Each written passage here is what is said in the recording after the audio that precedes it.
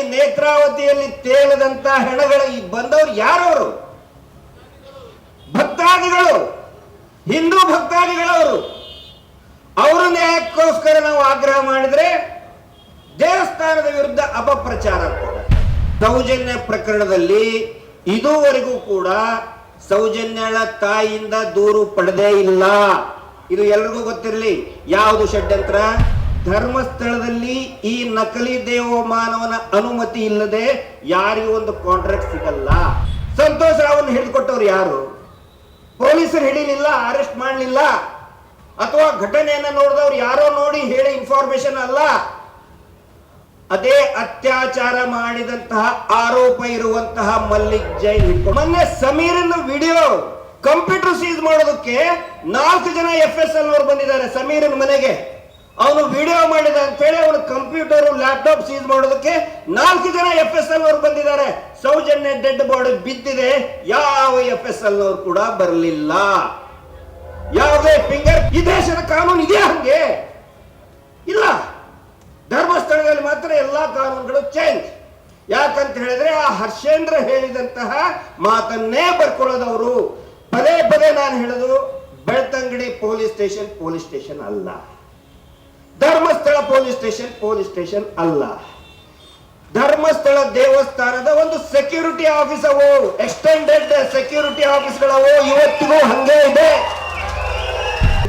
3 ಜನ ಮಕ್ಕಳು ಹೋಗಿದ್ದಾರೆ, ಗಣೇಶ, ಅಶೋಕ, ಭಾರತಿ, ಮತ್ತೆ ತಾಯಿ ಸುಂದರಿ ಹೋಗಿದ್ದಾರೆ. ನನ್ನ ಗಂಡ ಸತ್ತಿದ್ದಾನೆ ಅಂದ್ರೆ ಅವ್ರ ಕಂಪ್ಲೇಂಟ್ ತಗೊಳ್ಳೇ ಇಲ್ಲ. ಇದು ಅತ್ಯಾಚಾರಿಗಳನ್ನ, ಕೊಲೆಗಡಕರನ್ನ ರಕ್ಷಣೆ ಮಾಡುವ ಷಡ್ಯಂತ್ರ ಹೌದೋ ಅಲ್ಲೋ? ಸೌಜನ್ಯ ಪ್ರಕರಣದಲ್ಲಿ PSI ಯೋಗೇಶ್ ಬರೀತಾರೆ, ಹಿಂದಿನ ದಿನಾನೇ ಕುಕ್ಕೆ ಸುಬ್ರಹ್ಮಣ್ಯದಿಂದ ಬಂದಿದ್ದ ಅಂತ PSI ಯೋಗೇಶ್ ಬರೀತಾರೆ, ಕೇಸ್ ಡೈರಿಯಲ್ಲಿ ಬರೀತಾರೆ. ಆದ್ರೆ 18-19 ದಿನದ ಹಿಂದೆ ಆದಂತಹ ಆನೆ ಮಾವುತ ಕೇಸ್ ನಲ್ಲಿ ಕೂಡ ಅದೇ PSI ಬರೀತಾರೆ, ಸಂತೋಷ್ ರಾವ್ ಇಲ್ಲೇ ಇದ್ದ ಅಂತ ಬರೀತಾರೆ, ಧರ್ಮಸ್ಥಳದಲ್ಲೇ ಇದ್ದ ಅಂತ ಅದೇ PSI ಬರೀತಾರೆ. ಎಲ್ಲರಿಗೂ ಗೊತ್ತಿದೆ ಇದೇ ನಕಲಿ ದೇವಮಾನವನ ಕುಟುಂಬ, ಅವರ ತಮ್ಮ ಅವರೇ ಮಾಡಿದ್ದು ಅಂತ ಎಲ್ರಿಗೂ ಗೊತ್ತಿದೆ. ಆದರೂ ಸಿಕ್ಕಿದ್ಯಾರು?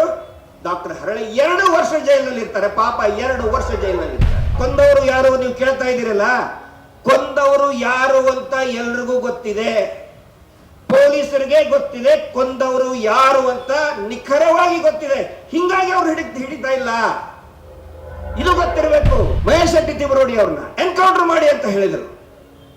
ನಿರಂತರವಾಗಿ ಕೇಸ್ ಹಾಕ್ತಾನೆ ಇದ್ದಾರೆ, ಮಹೇಶ್ ಶೆಟ್ಟರ್ ಮೇಲೆ ಕೇಸ್ ಹಾಕ್ತಾನೆ ಇದ್ದಾರೆ. ಈಗ ಗಡಿಪಾರು, ನೀವು ದಕ್ಷಿಣ ಕನ್ನಡ ಜಿಲ್ಲೆಯಿಂದ ಗಡಿಪಾರು ಮಾಡಿರಬಹುದು, ಹೋರಾಟದಿಂದ ಗಡಿಪಾರು ಮಾಡಕ್ಕಾಗತ್ತ? ಇವತ್ತು ಇಡೀ ಹೋರಾಟ ಇಡೀ ರಾಜ್ಯವನ್ನ ವ್ಯಾಪಿಸಿದೆ, ದೇಶವನ್ನು ವ್ಯಾಪಿಸಿದೆ. ಕೇಳ್ತಾರೆ ಮಹೇಶ್ ಶೆಟ್ಟಿ ಎಲ್ಲಿ? ನಾನು ಹೇಳ್ತೇನೆ, ಮಹೇಶ್ ಶೆಟ್ಟರು ಪ್ರತಿಯೊಬ್ಬ ಕನ್ನಡಿಗನ ಹೃದಯದಲ್ಲಿ ಮಹೇಶ್ ಶೆಟ್ಟಿ ತಿಮರೋಡಿ ಇದ್ದಾರೆ. ಹೃದಯದಿಂದ ಗಡಿಪಾರು ಮಾಡಕ್ಕಾಗುದಿಲ್ಲ.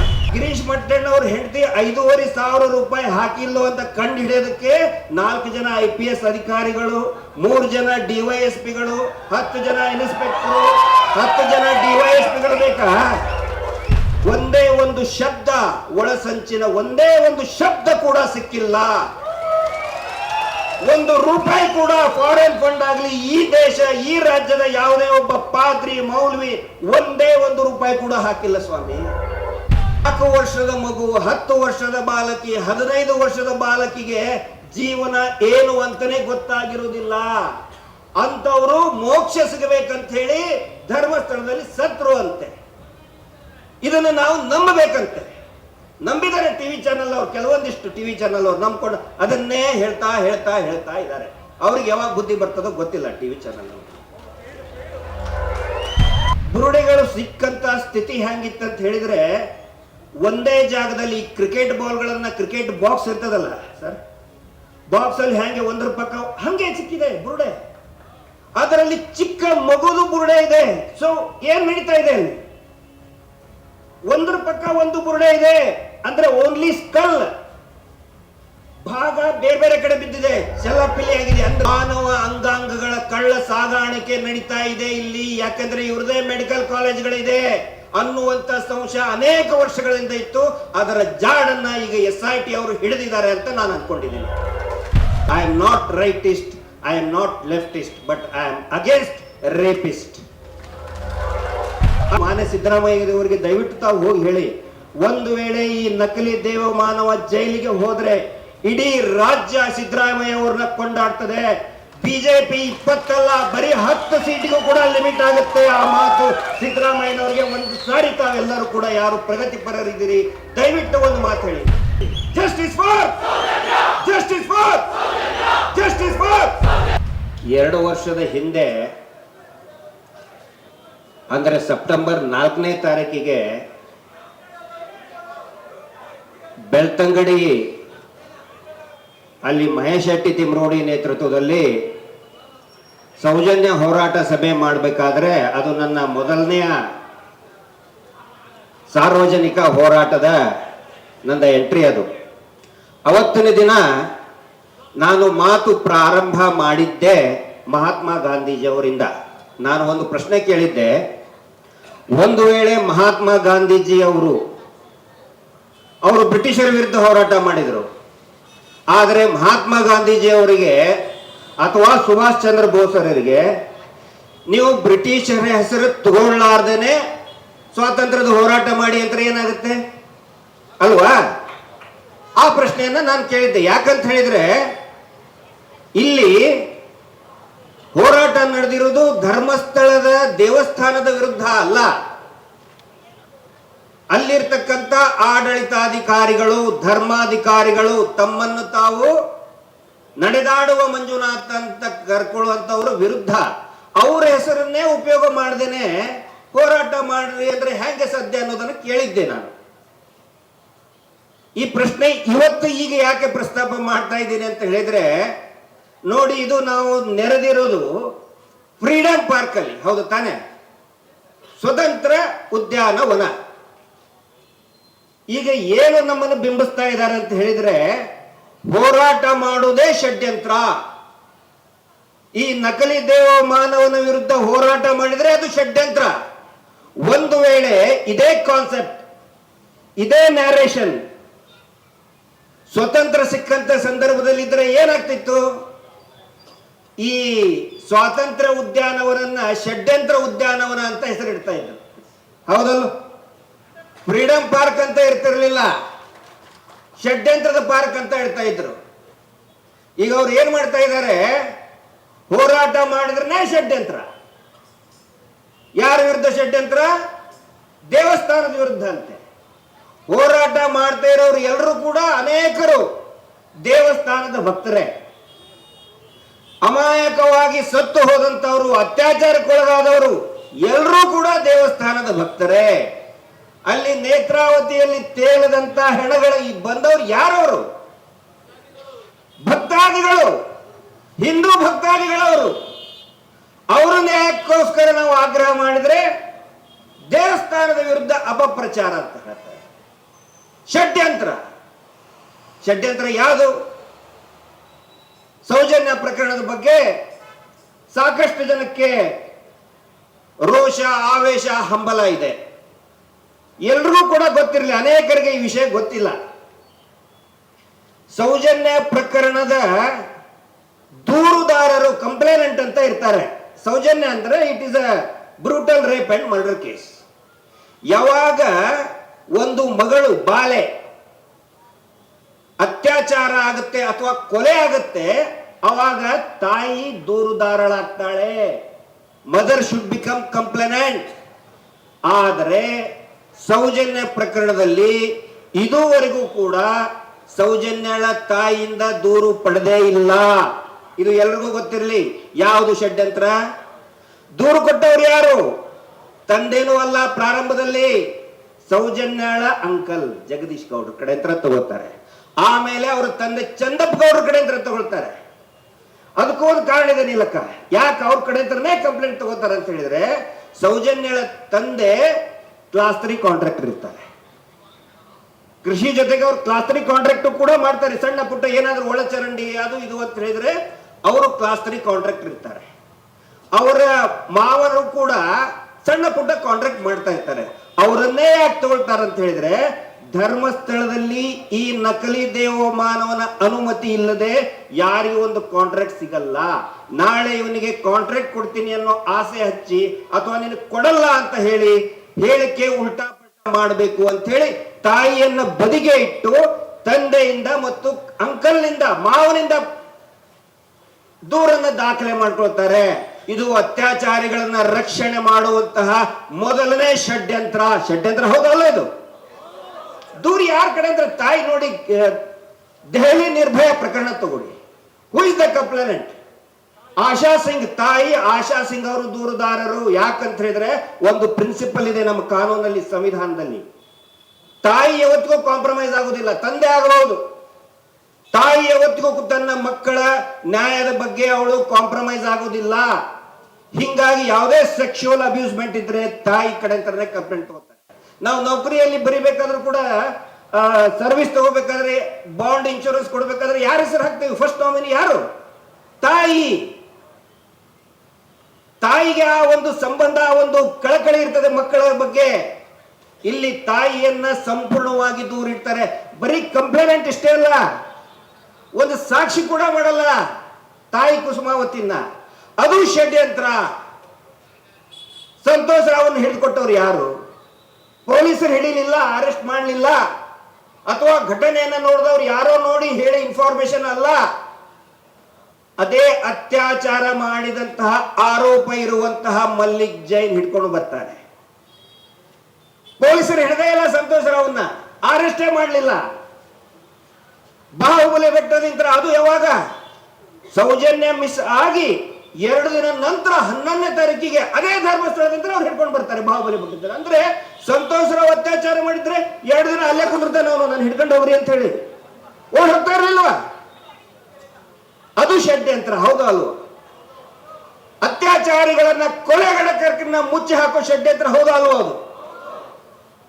ನೆಕ್ಸ್ಟ್, ಸೌಜನ್ಯ ಪ್ರಕರಣದಲ್ಲಿ ಡೆಡ್ ಬಾಡಿ ಬಿದ್ದಿದೆ. ಅಲ್ಲಿ ಡೆಡ್ ಬಾಡಿ ಬಿದ್ದಾಗ FSL ಅವರು ಬರೋದಿಲ್ಲ, ಬರ್ಬೇಕು ಅಲ್ಲ, ಕಳ್ತನ ಆದ್ರೆ ಬರ್ತಾರೆ. ಮೊನ್ನೆ ಸಮೀರನ್ ವಿಡಿಯೋ ಕಂಪ್ಯೂಟರ್ ಸೀಸ್ ಮಾಡೋದಕ್ಕೆ 4 ಜನ FSL ಅವರು ಬಂದಿದ್ದಾರೆ ಸಮೀರನ್ ಮನೆಗೆ. ಅವನು ವಿಡಿಯೋ ಮಾಡಿದ ಅಂತ ಹೇಳಿ ಅವನು ಕಂಪ್ಯೂಟರ್ ಲ್ಯಾಪ್ಟಾಪ್ ಸೀಸ್ ಮಾಡೋದಕ್ಕೆ 4 ಜನ FSL ಅವರು ಬಂದಿದ್ದಾರೆ. ಸೌಜನ್ಯ ಡೆಡ್ ಬಾಡಿ ಬಿದ್ದಿದೆ, ಯಾವ FSL ಅವರು ಕೂಡ ಬರಲಿಲ್ಲ. ಯಾವುದೇ ಫಿಂಗರ್ ಪ್ರಿಂಟ್ ತಗೊಳ್ಳೇ ಇಲ್ಲ. ಡಾಗ್ ಸ್ಕ್ವಾಡ್ ಬಂದಿತ್ತು, ಅಲ್ಲಿಂದಲ್ಲೇ ಓಡಿಸ್ಬಿಟ್ರೆ ಡಾಗ್ ಸ್ಕ್ವಾಡ್ ನ.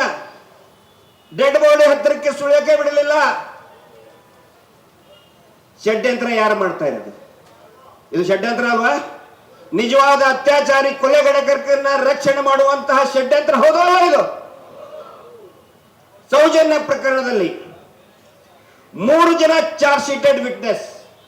3 ಜನ ಅಂದ್ರೆ ಚಾರ್ಜ್ ಶೀಟೆಡ್ ಅಂತ ಹೇಳಿದ್ರೆ ಅವ್ರನ್ನ ಚಾರ್ಜ್ ಶೀಟ್ ಅಲ್ಲಿ ಸೇರಿಸಿರ್ತಾರೆ.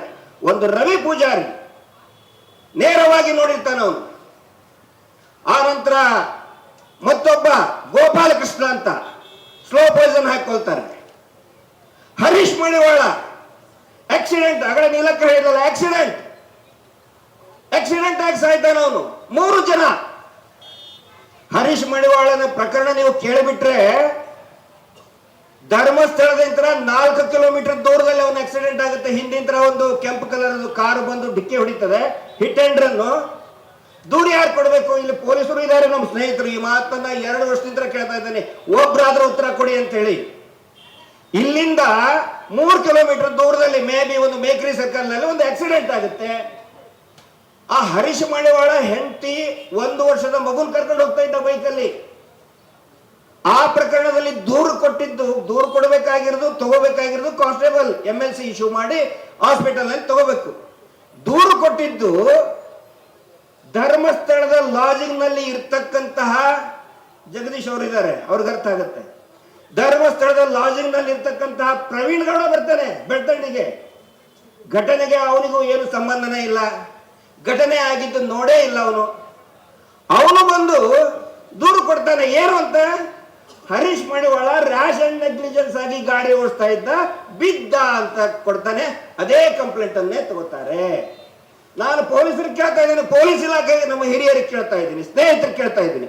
ಫ್ರೀಡಂ ಪಾರ್ಕ್ ಇದು ಮೇಕ್ರಿ ಸರ್ಕಲ್ ಅಲ್ಲಿ ಒಂದು ಆಕ್ಸಿಡೆಂಟ್ ಆಗಿ ಬಿದ್ರೆ ನಾನು ಕಂಪ್ಲೇಂಟ್ ಕೊಟ್ರೆ ತಗೊಳ್ತೀರೇನಪ್ಪ? ಹೇಳಿ, ಕಾನೂನು ಇದೆಯಾ? ಈ ದೇಶದ ಕಾನೂನು ಇದೆಯಾ? ಹಂಗೆ ಇಲ್ಲ. ಧರ್ಮಸ್ಥಳದಲ್ಲಿ ಮಾತ್ರ ಎಲ್ಲಾ ಕಾನೂನುಗಳು ಚೇಂಜ್. ಯಾಕಂತ ಹೇಳಿದ್ರೆ ಆ ಹರ್ಷೇಂದ್ರ ಹೇಳಿದಂತಹ ಮಾತನ್ನೇ ಬರ್ಕೊಳ್ಳೋದವರು. ಪದೇ ಪದೇ ನಾನು ಹೇಳೋದು, ಬೆಳ್ತಂಗಡಿ ಪೊಲೀಸ್ ಸ್ಟೇಷನ್ ಅಲ್ಲ, ಧರ್ಮಸ್ಥಳ ಪೊಲೀಸ್ ಸ್ಟೇಷನ್ ಅಲ್ಲ. ಧರ್ಮಸ್ಥಳ ದೇವಸ್ಥಾನದ ಒಂದು ಸೆಕ್ಯೂರಿಟಿ ಆಫೀಸ್ ಅವು, ಎಕ್ಸ್ಟೆಂಡೆಡ್ ಸೆಕ್ಯೂರಿಟಿ ಆಫೀಸ್ಗಳವು, ಇವತ್ತಿಗೂ ಹಂಗೆ ಇದೆ. ಷಡ್ಯಂತ್ರ ಅಲ್ವಾ? ಆನೆ ಮಾವತನ ಕೇಸು ಬಹಳ ಚಂದ ವಿವರಿಸಿದ್ರು ನಮ್ಮ ಬಾಲನ್ ಸರ್. ಆನೆ ಮಾವತನ ಕೇಸ್ನಲ್ಲಿ ದೂರು ಕೊಟ್ಟವ್ರು ಯಾರು? ಆನೆ ಮಾವತನ ಕೇಸ್ನಲ್ಲಿ ಯಾರು ಕೊಲೆ ಮಾಡಿದಾನೆ ಅನ್ನೋ ಆರೋಪ ಇದೆ, ಅವನೇ ದೂರು ಕೊಟ್ಟಿದ್ದು. ಈಗ ಗಣೇಶ್ ಬರ್ತಾನೆ, ಬೇಕಾದ್ರೆ ಗಣೇಶನ ಕಡೆ ಅಂತ ಕೇಳ್ಕೊಳ್ಳಿ ನೀವು. ಅವನ ತಂದೆ ಹೆಣ ಗುಡಿಸಲಲ್ಲಿ ಬಿದ್ದಿದೆ, ಹೆಂಡತಿ ಸುಂದರಿ ಇದ್ದಾಳೆ, ಹೋಗ್ತಾಳೆ ಪೊಲೀಸ್ ಸ್ಟೇಷನ್ಗೆ, ನನ್ನ ದೂರು ತಗೊಳ್ಳಿ ಸ್ವಾಮಿ ಅಂತ ಹೇಳಿ. ಆವಾಗ ನೀನ್ ಯಾಕೆ ಬರೋದು?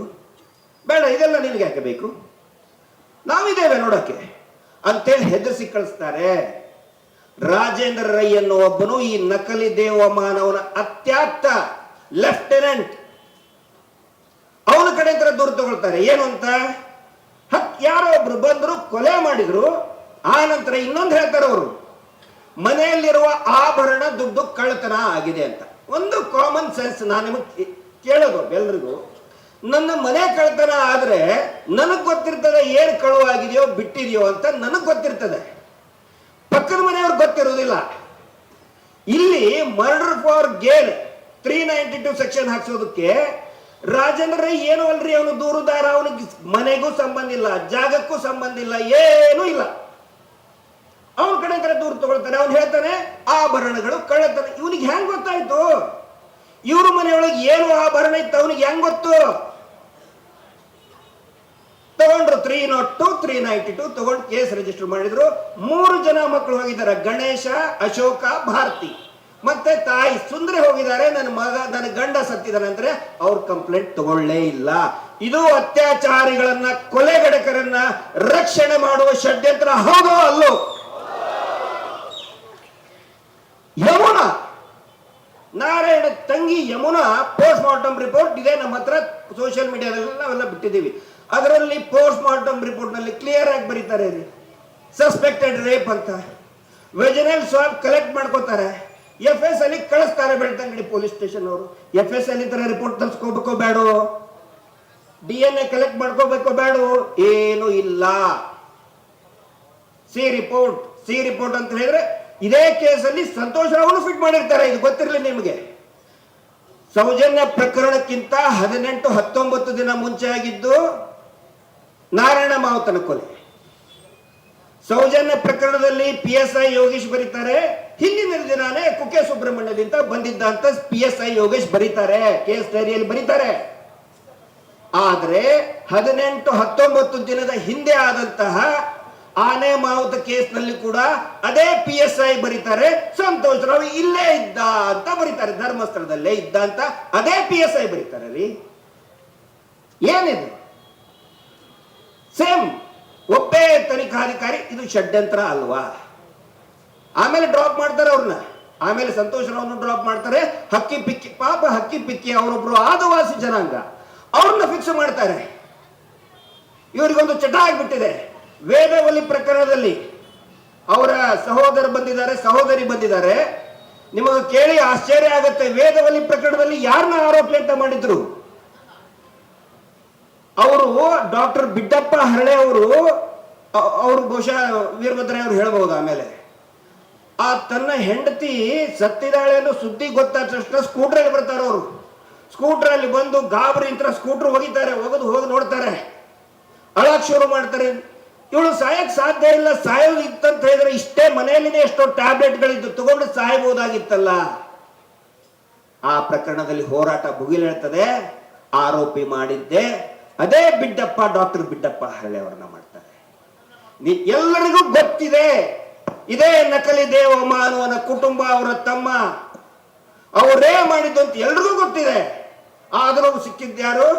ಡಾಕ್ಟರ್ ಹರಳೆ 2 ವರ್ಷ ಜೈಲಿನಲ್ಲಿ ಇರ್ತಾರೆ. ಪಾಪ 2 ವರ್ಷ ಜೈಲಿನಲ್ಲಿ ಇರ್ತಾರೆ. ಪದ್ಮಲತಾ ಪ್ರಕರಣದಲ್ಲಿ ಅವ್ರ ಅಕ್ಕ ಬಂದಿದ್ದಾರೆ. ವಸಂತ್ ಕುಲಾಲ್ ಅಂತ ಒಬ್ಬ ಹುಡುಗ, ಲಕ್ಷ್ಮಣ್ ಗೌಡ್ರಿಗೆ ಗೊತ್ತಿದ್ದಾರೆ, ಲಕ್ಷ್ಮಣ್ ಗೌಡ್ರು ಬಂದಿದ್ದಾರೆ ಇಲ್ಲಿ. ಲಕ್ಷ್ಮಣ್ ಗೌಡರು ಹೋರಾಟ ಶುರು ಮಾಡ್ತಾರೆ. 4 ದಿನ ಪೊಲೀಸ್ ಸ್ಟೇಷನ್ ಇಟ್ಕೊಂಡು ಆ ವಸಂತ್ ಕುಲಾಲನ್ನು ಚೆನ್ನಾಗಿ ಬಡಿತಾರೆ. ಒಪ್ಕೋ ಒಪ್ಕೋ ಒಪ್ಕೋ ಅಂತ ಹೇಳಿ. ಆ ಹುಡುಗ ಪಾಪ ಒಪ್ಕೊಳ್ಳಲ್ಲ. ಪುಣ್ಯ ಅವಾಗ ಲಕ್ಷ್ಮಣ್ ಗೌಡರು, ಬಿ ಎಂ ಭಟ್ರು ಎಲ್ಲರೂ ಕೂಡ ಹೋಗಿ ಹೋರಾಟ ಮಾಡಿದ್ದಕ್ಕೆ ಆ ಹುಡುಗರು ಬಿಟ್ಟು ಕಳಿಸ್ತಾರೆ. ವಸಂತ್ ಕುಲಾಲ್ ಅಯ್ಯಪ್ಪ ಸ್ವಾಮಿಯ ಭಕ್ತ ಅವನು. ಅಯ್ಯಪ್ಪ ಮಾಲೆ ಹಾಕೋಕ್ಕಿಂತ ಮುಂಚೆ ಒಂದ್ಸರಿ ಶೇವಿಂಗ್ ಮಾಡ್ಕೊಳ್ಳೋಕೆ ಹೋಗಿರ್ತಾರೆ. ಅವಾಗ ಅವನ್ನ ಅರೆಸ್ಟ್ ಮಾಡ್ಕೊಂಡು ಹೋಗ್ತಾರೆ. ಇಲ್ಲಿ ಕೊಂದವರು ಯಾರು ನೀವು ಕೇಳ್ತಾ ಇದ್ದೀರಲ್ಲ, ಕೊಂದವರು ಯಾರು ಅಂತ ಎಲ್ರಿಗೂ ಗೊತ್ತಿದೆ. ಪೊಲೀಸರಿಗೆ ಗೊತ್ತಿದೆ ಕೊಂದವರು ಯಾರು ಅಂತ ನಿಖರವಾಗಿ ಗೊತ್ತಿದೆ. ಹಿಂಗಾಗಿ ಅವ್ರು ಹಿಡಿತಾ ಇಲ್ಲ. ಇದು ಗೊತ್ತಿರಬೇಕು. ಕೊಂದವರು ಯಾರು ಅಂತ ಪರ್ಫೆಕ್ಟ್ ಆಗಿ ಸರ್ಕಾರಕ್ಕೂ ಗೊತ್ತಿದೆ, ಪೊಲೀಸರಿಗೂ ಗೊತ್ತಿದೆ. ಹಿಂಗಾಗಿ ಯಾರು ಹಿಡಿತಾ ಇಲ್ಲ ಅವ್ರನ್ನ. ಇದು ಆಗಿರೋ ಸಮಸ್ಯೆ. ಎಲ್ಲಾ ಪ್ರಕರಣದಲ್ಲಿ ನೋಡಿ, ಯಾರನ್ನೋ ಒಬ್ಬರನ್ನ ಹಿಡಿದ್ಬಿಡ್ತಾರೆ. ಹೋರಾಟ ಮಾಡಿದ್ರೆ ಷಡ್ಯಂತ್ರ. ಮಹೇಶ್ ಶೆಟ್ಟಿ ತಿಮರೋಡಿ ಅವ್ರನ್ನ ಎನ್ಕೌಂಟರ್ ಮಾಡಿ ಅಂತ ಹೇಳಿದರು. ನಿರಂತರವಾಗಿ ಕೇಸ್ ಹಾಕ್ತಾನೆ ಇದ್ದಾರೆ. ಮಹೇಶ್ ಶೆಟ್ಟರ್ ಮೇಲೆ ಕೇಸ್ ಹಾಕ್ತಾನೆ ಇದ್ದಾರೆ. ಈಗ ಗಡಿಪಾರು, ನೀವು ದಕ್ಷಿಣ ಕನ್ನಡ ಜಿಲ್ಲೆಯಿಂದ ಗಡಿಪಾರು ಮಾಡಿರಬಹುದು. ಹೋರಾಟದಿಂದ ಗಡಿಪಾರು ಮಾಡಕ್ಕಾಗತ್ತಾ? ಇವತ್ತು ಇಡೀ ಹೋರಾಟ ಇಡೀ ರಾಜ್ಯವನ್ನ ವ್ಯಾಪಿಸಿದೆ, ದೇಶವನ್ನು ವ್ಯಾಪಿಸಿದೆ. ಕೇಳ್ತಾರೆ ಮಹೇಶ್ ಶೆಟ್ಟಿ ಎಲ್ಲಿ? ನಾನು ಹೇಳ್ತೇನೆ, ಮಹೇಶ್ ಶೆಟ್ರು ಪ್ರತಿಯೊಬ್ಬ ಕನ್ನಡಿಗನ ಹೃದಯದಲ್ಲಿ ಮಹೇಶ್ ಶೆಟ್ಟಿ ತಿಮರೋಡಿ ಇದ್ದಾರೆ. ಹೃದಯದಿಂದ ಗಡಿಪಾರು ಮಾಡಕ್ಕಾಗುದಿಲ್ಲ. ಇದು ಗೊತ್ತಿರಲಿ. ಇದು ಷಡ್ಯಂತ್ರ. ಬರೀ ಏನ್ ಮಾತಾಡಿದ್ರು ಷಡ್ಯಂತ್ರ. SIT ತನಿಖೆ ಬಗ್ಗೆ ಹೇಳ್ತಾ ಇದ್ರು. ಇನ್ನೊಂದು ಹೊಸದಾಗಿ ಶುರು ಮಾಡಿದ್ದಾರೆ. ಗಿರೀಶ್ ಮಟ್ಟಣ್ಣವ್ರ ಹೆಂಡತಿ ಜೊತೆಗೆ ಹಣದ ವಹಿವಾಟು, ಆನಂತರ ಕೋಟ್ಯಾಂತರ ರೂಪಾಯಿ ಈ ಫಾರಿನ್ ಫಂಡ್ ಅಂತೆ ಪಾದ್ರಿಗಳಿಗೆ ಕಳಿಸಿದ್ರಂತೆ, ಮುಲ್ಲಾಗಳಿಗೆ ಕಳಿಸಿದ್ರಂತೆ, ಮೌಲ್ವಿಗಳಿಗೆ ಕಳಿಸಿದ್ರಂತೆ. SIT ಮುಂದೆ ನಾನು ಏನಾದ್ರೂ ಹೇಳ್ಬಹುದು ಸರ್? ಒಂದ್ ವೇಳೆ ಕೋಟಿಗಟ್ಟಲೆ ದುಡ್ಡು ತಗೊಂಡ್ರೆ ನನ್ನ ಹೆಂಡತಿ ಮುಂದೆ ನಾ ಸುಳ್ಳು ಹೇಳಕ್ಕಾಗತ್ತಾ? ನನ್ನ ಹೆಂಡತಿ SIT ಗಿಂತಲೂ ಕೂಡ ಬಹಳ ಸ್ಟ್ರಾಂಗ್. ಮೊನ್ನೆ ಚೆಕ್ ಮಾಡಿದ್ವಿ ನಾವು. 2 ವರ್ಷದಿಂದ ನನ್ನ ಹೆಂಡತಿ ಗೂಗಲ್ ಪೇ ಇಂದ ಹಾಕಿರೋದು 5,500 ರೂಪಾಯಿ. 5,500 ರೂಪಾಯಿ. ಬೇಕಾದ್ರೆ ನಿಮಗೆ ಗೂಗಲ್ ಪೇ ಇದ್ರು ತೋರಿಸ್ತೀನಿ. ನನ್ನ ಕಡೆ ದುಡ್ಡಿಲ್ಲ ಅಥವಾ ನನ್ನ ಟ್ರಾನ್ಸಾಕ್ಷನ್ ಆಗ್ತಾ ಇಲ್ಲ ಅಂತ ಹೇಳಿದೆ ನನ್ನ ಹೆಂಡತಿಗೆ. ಅವಳು ಹಾರಿ ಬಿಟ್ಟಿದ್ದಾಳೆ 1 ಕೋಟಿ ರೂಪಾಯಿ. ನನಗೆ ಗೊತ್ತಿಲ್ಲ. ಹೆಂಡತಿ ಮುಂದೆ ಸುಳ್ಳು ಹೇಳಕ್ಕಾಗ್ತದನ್ರಿ? ಆ ನಂತರ ಗಿರೀಶ್ ಮಟ್ಟಣ್ಣ ಅವ್ರ ಹೆಂಡತಿ 5,500 ರೂಪಾಯಿ ಹಾಕಿಲ್ಲೋ ಅಂತ ಕಂಡು ಹಿಡಿಯೋದಕ್ಕೆ 4 ಜನ IPS ಅಧಿಕಾರಿಗಳು, 3 ಜನ DYSPಗಳು, 10 ಜನ ಇನ್ಸ್ಪೆಕ್ಟರ್, 10 ಜನ DYSPಗಳು ಬೇಕಾ?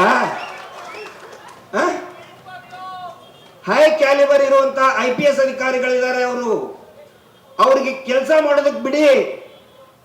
ಸುಖ ಸುಮ್ಮನೆ ಹಿಂದೂ ಮುಸ್ಲಿಂ ಜೈ ಏನದು ಪಾದ್ರಿಗಳ ದುಡ್ಡು ಕಳಿಸಿದ್ರಂತೆ. ಇವತ್ತು ನಾನು ಹೇಳ್ತಾ ಇದ್ದೀನಿ, ಇವತ್ತಿನವರೆಗೆ ಒಬ್ಬೇ ಒಬ್ಬ ಪಾದ್ರಿ, ಒಬ್ಬೇ ಒಬ್ಬ ಮೌಲ್ವಿ ನೀವು ದೇವಸ್ಥಾನದ ವಿರುದ್ಧ ಹೋರಾಟ ಮಾಡಿ ಅಂತ ಹೇಳಿ ಒಂದೇ ಒಂದು ಮಾತು ಹೇಳಿಲ್ಲ. Not a single word. ಯಾಕೆ ಇಷ್ಟೊಂದು ಕಾನ್ಫಿಡೆನ್ಸ್ ಅಂತ ಹೇಳ್ತಾ ಇದ್ದೀನಿ ಅಂತ ಹೇಳಿದ್ರೆ, 10 ದಿನ ಎಂಕ್ವೈರಿ ಆಗಿದೆ ನಂದು SIT ಯಲ್ಲಿ. ನಂದು 10 ವರ್ಷದ ಎಲ್ಲಾ ಟ್ರಾನ್ಸಾಕ್ಷನ್ ತಗೊಂಡಿದ್ದಾರೆ. ನಂದು ಇಮೇಲ್ ID ಇರಬಹುದು, ವಾಟ್ಸಪ್ ಸಂಪೂರ್ಣವಾಗಿ ನೋಡಿದ್ದಾರೆ. ಒಂದೇ ಒಂದು ಶಬ್ದ, ಒಳಸಂಚಿನ ಒಂದೇ ಒಂದು ಶಬ್ದ ಕೂಡ ಸಿಕ್ಕಿಲ್ಲ. 1 ರೂಪಾಯಿ ಕೂಡ ಫಾರಿನ್ ಫಂಡ್ ಆಗಲಿ ಈ ದೇಶ ಈ ರಾಜ್ಯದ ಯಾವುದೇ ಒಬ್ಬ ಪಾದ್ರಿ ಮೌಲ್ವಿ ಒಂದೇ 1 ರೂಪಾಯಿ ಕೂಡ ಹಾಕಿಲ್ಲ ಸ್ವಾಮಿ. ಷಡ್ಯಂತ್ರ ಅಂತ ಹೇಳ್ತೀರಾ? ನಾನು ವಿನಂತಿ ಮಾಡ್ಕೊಳ್ತಾ ಇದ್ದೀನಿ ಈ ವೇದಿಕೆಯಿಂದ ಮಾನ್ಯ ಗೃಹ ಸಚಿವರಿಗೆ, ತಮ್ಮ ಮೇಲೆ ನಮಗೆ ನಂಬಿಕೆ ಇದೆ, ಗೌರವ ಇದೆ. ತಾವು ಹೇಳಿದ್ರಲ್ಲ, ಷಡ್ಯಂತ್ರವನ್ನ ನಾವು ಬಯಲು ಮಾಡ್ತೇವೆ ಇದ್ರೆ ದಯವಿಟ್ಟು ಸರ್ಕಾರ ಹೇಳಿ ಅದನ್ನ ಒಂದ್ಸಾರಿ ಸರ್ಕಾರ ಹೇಳಿ. SIT ಆಧಾರದ ಮೇಲೆ ಸರ್ಕಾರ ಹೇಳಬೇಕು. ನಾವೇನಾದ್ರೂ ದುಡ್ಡು ತಗೊಂಡಿದೀವಾ ಇಲ್ಲ, ಷಡ್ಯಂತ್ರ ಇದೆಯಾ ಇಲ್ಲ, ಮೊದಲು ಅದನ್ನು ಕ್ಲಿಯರ್ ಮಾಡಿ. ಷಡ್ಯಂತ್ರ ಅನ್ನೋದು ಈಗಿಂದಲ್ಲ, ಈಗಿನ ಶಸ್ತ್ರ ಅಲ್ಲ ಅವ್ರದ್ದು. ವೇದವಲ್ಲಿ ಪ್ರಕರಣದಿಂದ ಅದೇ ಪದ್ಮಲತಾ ಹೋರಾಟ ಆಯಿತು. ಇದು ಷಡ್ಯಂತ್ರ, ಕಮ್ಯುನಿಸ್ಟರು ಷಡ್ಯಂತ್ರ. ನಾವು ಮೀಟರ್ ಬಡ್ಡಿ ದಂಧೆ ಹೋರಾಟ ಮಾಡಬೇಕಾದ್ರೆ ಜನವಾದಿ ಮಹಿಳಾ ಸಂಘಟನೆಯವರು ಎಲ್ಲೇ ಇದಕ್ಕೆ ಬಂದಿದ್ರು, ಮಂಡ್ಯ ಮಳವಳ್ಳಿಗೆ. ಅಲ್ಲಿ ಹೋದ್ರೆ ನಾವು ಷಡ್ಯಂತ್ರ. ದಯವಿಟ್ಟು ಷಡ್ಯಂತ್ರ ಅನ್ನೋದನ್ನ ಮೊದಲು ಸರ್ಕಾರ ಕ್ಲಿಯರ್ ಮಾಡಬೇಕು. ತನಿಖೆಯ ಆಧಾರದ ಮೇಲೆ ಷಡ್ಯಂತ್ರ. ಆನಂತರ ಇನ್ನೊಂದು ಹೇಳ್ತಾ ಇದ್ದಾರೆ, ಕೊನೆಯದಾಗಿ ಒಂದು ಮಾತು ಹೇಳ್ತೇನೆ, ಸಾರಿ ನವೀನ್. ಸುಸೈಡ್ ಪಾಯಿಂಟ್ ಅಂತೆ, ಮೋಕ್ಷ ಸಿಗೋದಕ್ಕೆ ಜನ ಅಲ್ಲಿ ಹೋಗಿ ಆತ್ಮಹತ್ಯೆ ಮಾಡ್ಕೋತಾರಂತೆ, ಧರ್ಮಸ್ಥಳಕ್ಕೆ ಹೋಗಿ ಆತ್ಮಹತ್ಯೆ ಮಾಡ್ಕೋತಾರಂತೆ. ಮೋಕ್ಷ, ಜೀವನದಲ್ಲಿ ಮೋಕ್ಷ ಸಿಗಬೇಕು ಅಂತ ಹೇಳಿ. ಸತ್ತಂತವ್ರು ಎಷ್ಟು ವರ್ಷ ಗೊತ್ತಾ? ರಿಪೋರ್ಟ್ ನಾವು ತೋರಿಸಿದೀವಿ. ಹೂತು ಹಾಕಿದಂತಹ ನೋಟ್ ಇದೆ, ಅದರಲ್ಲಿ ಏನಂತ ಬರೆದಿದ್ದಾರೆ? 10 ವರ್ಷದ ಬಾಲಕಿ, 15 ವರ್ಷದ ಬಾಲಕಿ, 4 ವರ್ಷದ ಮಗು, 4 ವರ್ಷದ ಮಗು, 10 ವರ್ಷದ ಬಾಲಕಿ, 15 ವರ್ಷದ ಬಾಲಕಿಗೆ ಜೀವನ ಏನು ಅಂತಾನೆ ಗೊತ್ತಾಗಿರುವುದಿಲ್ಲ. ಅಂತವರು ಮೋಕ್ಷ ಸಿಗಬೇಕಂತ ಹೇಳಿ ಧರ್ಮಸ್ಥಳದಲ್ಲಿ ಸತ್ರು ಅಂತೆ. ಇದನ್ನು ನಾವು ನಂಬಬೇಕಂತೆ. ನಂಬಿದ್ದಾರೆ ಟಿವಿ ಚಾನಲ್ ಅವರು, ಕೆಲವೊಂದಿಷ್ಟು ಟಿವಿ ಚಾನಲ್ ಅವರು ನಂಬ್ಕೊಂಡು ಅದನ್ನೇ ಹೇಳ್ತಾ ಇದ್ದಾರೆ. ಅವ್ರಿಗೆ ಯಾವಾಗ ಬುದ್ಧಿ ಬರ್ತದೋ ಗೊತ್ತಿಲ್ಲ ಟಿವಿ ಚಾನಲ್ ಅವರು. ಚಿನ್ನಯ್ಯನ ಹೆಂಡತಿ ಬಗ್ಗೆ ತೋರಿಸ್ತಾ ಇದ್ದಾರೆ. ಚಿನ್ನಯ್ಯನ ಹೆಂಡತಿ ನನಗೇನು ಹೇಳಿದಾಳೆ ಹೇಳ್ತಾರೆ ಕೇಳಿ. ನನಗೆ ಮಹೇಶ್ ಶೆಟ್ಟಿ ತಿಮರೋಡಿ ಅವ್ರಿಗೆ ಏನು ಹೇಳಿದಾಳೆ, ಮಹೇಶ್ ಶೆಟ್ಟಿ ತಿಮರೋಡಿ ಅವರ ಹೆಂಡತಿಗೆ ಏನು ಹೇಳಿದಾಳೆ ಅದನ್ನು ಸ್ವಲ್ಪ ಕೇಳಿ ಟಿವಿ ಚಾನಲ್ ಅವರು. ಈ ಚಿನ್ನಯ್ಯ ಅವನು ವಿಡಿಯೋ ಬಂದಾಗ ದಾಡಿ ಇದ್ದಿದ್ದಿಲ್ಲ, ಹೌದು ಅಲ್ವಾ? ಹಳೆ ವಿಡಿಯೋದಲ್ಲಿ ದಾಡಿ ಇಲ್ಲ, ಈಗ ದಾಡಿ ಇದೆ ಅಲ್ವಾ? ನಾನು ಎಷ್ಟು ಸಾರಿ ಹೇಳ್ತಾ ಇದ್ದೆ ಅವನಿಗೆ, ಹೋಗೋ ದಾಡಿ ಮಾಡಿಸ್ಕೊಂಡು ಬಾ ಅಂತ ಹೇಳಿ. ಅವನು ಹೇಳ್ತಿದ್ದ, ಇಲ್ಲ ಸರ್ ನನ್ನ ಹೆಂಡತಿ ಹೇಳಿದಾಳೆ, ನಾನು ವ್ರತ ಹಿಡಿದಿದ್ದೀನಿ, ನನ್ನ ಹೆಂಡತಿ ಹೇಳಿದಾಳೆ, ನಾವು ಹೂತಿಟ್ಟ ಶವಗಳನ್ನು ನಾವು ಎಲ್ಲ ಹೊರಗಡೆ ತಂದ ಮೇಲೇನೆ ನಾನು ದಾಡಿ ಮಾಡ್ಕೊಡ್ಬೇಕು ಅಂತ ಚಿನ್ನಯ್ಯ ಸ್ವತಃ ನಮಗೆ ಹೇಳಿದಾನೆ. ಅವನ ಹೆಂಡತಿ ನಮಗೆ ಹೇಳಿದಾಳೆ.